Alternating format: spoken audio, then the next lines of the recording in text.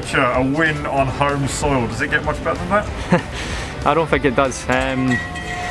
You know, coming home and taking our first victory in the new Ford Focus ST is one thing, and doing it on the roads is great, but doing it at home it's really special. And yeah, I just so lucky to be part of this team and have this opportunity, and yeah, just so happy to reward them with a victory.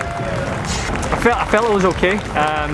You know, I felt the start was clean, and then when I watched the footage, I couldn't actually see any kind of movement. So of course you're a little bit nervous because you don't want your first race win in the new car to be under investigation. But once we had a look at the footage, it was clear that yeah, it was clean, it was good. It's interesting, you know. I've struggled a little bit all weekend, mainly in sector 3, and it's weird, you know.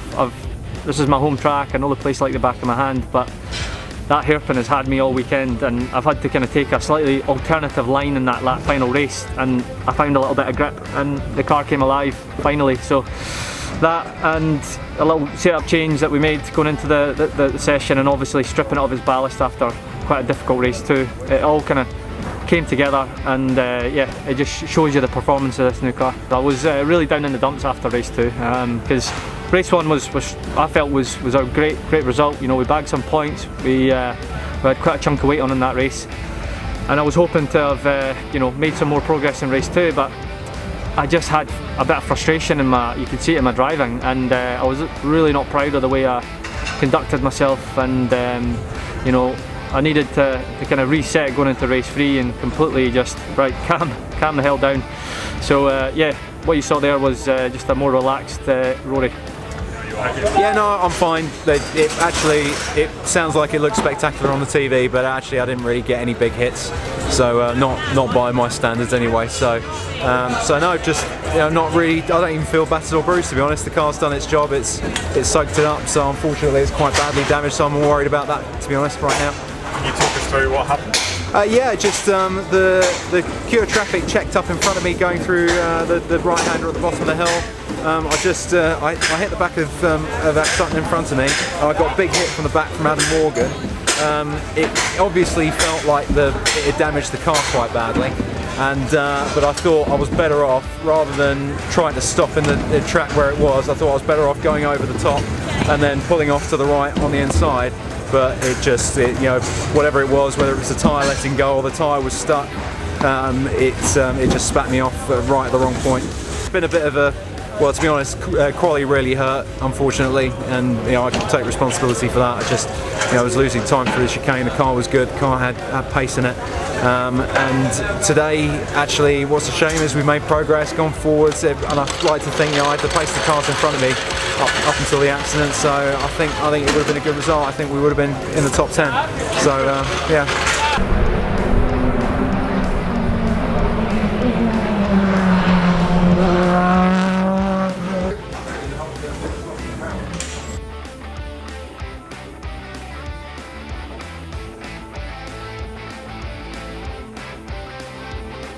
A win for Rory Butcher, and a proper win. Yeah, no, we're on the road win, which is what we wanted. Obviously Alton Park was very nice, it was our first win, but you know, there was the issue with Cook, and I think Cook drove a very good race that day, so you know, you never feel like you've really won it, but we did win it. But today was an on the road win, Rory's home circuit. Really pleased for Rory and his family, and really pleased for Motorbase. You know, 2 wins in 2 meetings. The meeting wasn't going well.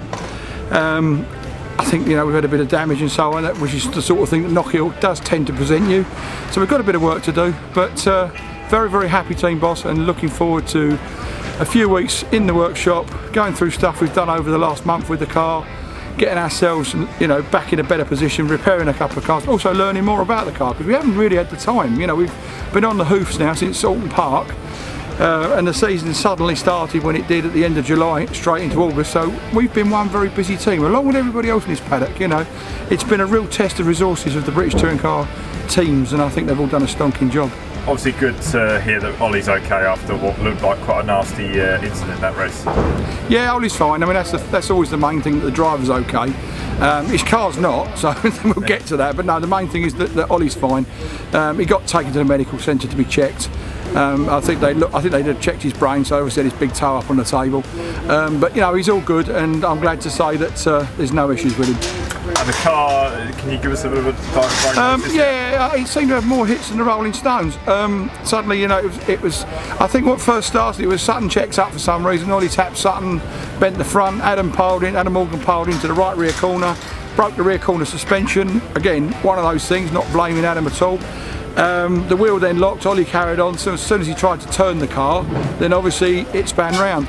And then we got double tapped by Mike Busher, who was completely innocent.